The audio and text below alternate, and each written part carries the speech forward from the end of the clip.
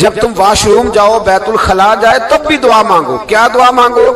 وہ دعا بھی نبی پاک صلی اللہ علیہ وسلم نے ہمیں تعلیم فرمائی اور بخاری میں ہے، کہا پڑھا کرو اللہم انی اعوذ بک من الخبث والخبائث۔ کہو اے اللہ ناپاک چیزوں سے میں تیری پناہ مانگتا ہوں، وہ نر ہوں یا مادہ ہوں، اللہ میں تیری پناہ مانگتا ہوں۔ واش روم کے اندر بہت ساری بری چیزیں ہوتی ہیں، جوان میری بات پر توجہ فرمائیں، وہاں بہت ساری گندی چیزیں ہوتی ہیں۔ انسان کئی دفعہ واش روم میں جاتا ہے، اسے وسوسے زیادہ آتے ہیں، یہ نوٹ کریں میری بات کو۔ اصل میں نا ہم بات ڈھونڈ رہے ہیں علاج اپنی بیماریوں کا، حالانکہ علاج تو سارا مدینے والے رسول کے پاس موجود ہے، محبوب کے پاس ساری دوائیاں ہیں۔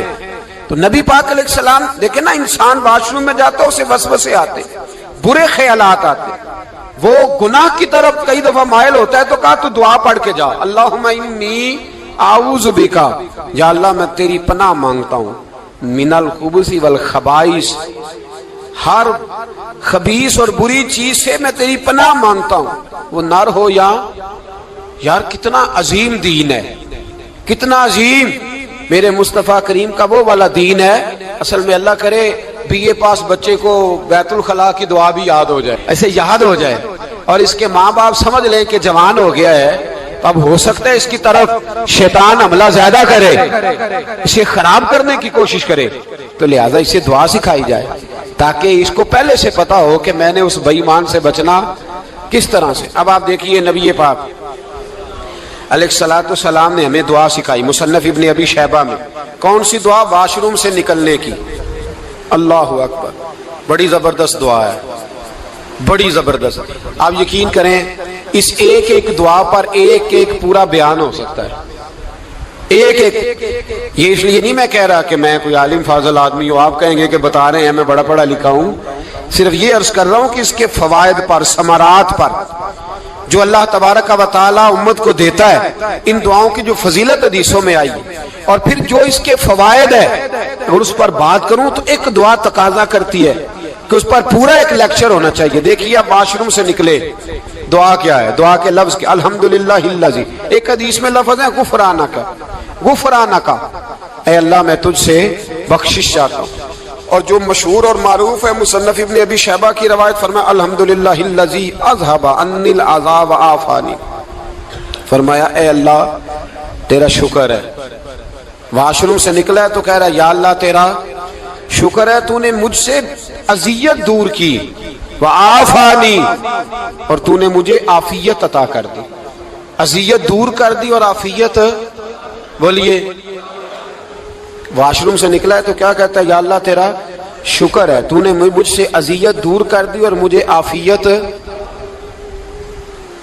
ڈاکٹر حکیم ہومیوپیتھک ایک چیز پر متفق کم ہوتے ہیں، پتہ ہے نا آپ کو، لیکن اس بات پر سب کا اتفاق ہے کہ اگر کسی کو قبض ہو جائے نا تو شاید 70 یا 72 بیماریاں لگ جاتی ہیں اس کو۔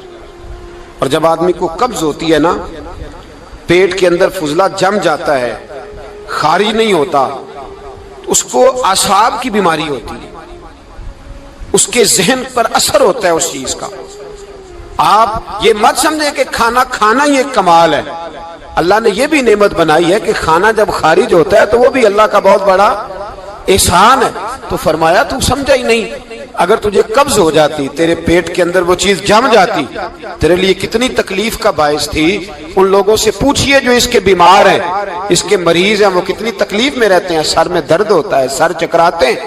ایک بہت بڑا روڈ ایکسیڈنٹ ہوا تو ڈرائیور سے لوگوں نے پوچھا کہ مسئلہ کیا ہے، تو کہنے لگا میں قبض کا مریض ہوں، تو میں کھانا کھا لیتا ہوں تو میرے ذہن پر وہ اس قدر زیادہ گیس کا غلبہ ہوتا ہے کہ میں سخت تکلیف میں ہوں۔ نبی پاک علیہ السلام نے ہمیں سمجھایا اور بتایا کہ سمجھ لو یارو، کھانا کھانے کی نعمت تو اللہ نے تمہیں عطا فرمائی ہے، لیکن کھانا کھانے کے بعد اس کا اخراج بھی اللہ کی بہت بڑی نعمت ہے، تو اللہ کا شکر ادا کرو۔ پھر جب آپ گھر سے نکلیں گے تو بھی اس کی دعا ارشاد فرمائی، بسم اللہ توکلت علی اللہ، اللہ کے نام سے گھر سے نکلتا ہوں اور میں نے بھروسہ بھی اللہ کے نام پہ کیا۔ جب گھر سے نکلیں تو کس کے نام پہ بھروسہ کریں؟ بولیے حضرت رابعہ بصریہ रहमत अल्लाह अलैहा, आप तशरीफ ले गई हज करने, जिस दिन वापस आई अपना ऊंट कह गई जाती दफा, कहने लगी अल्लाह मैं तेरे हवाले करके जा रही हूँ और बिस्मिल्लाह तवक्कलतु अलल्लाह, भरोसा भी तेरी जात पे।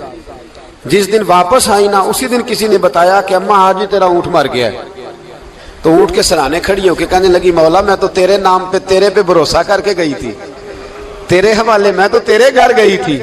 तो लोग कहते हैं अम्मा के मुंह से लफ्ज निकले तो ऊंट जिंदा होके खड़ा हो गया।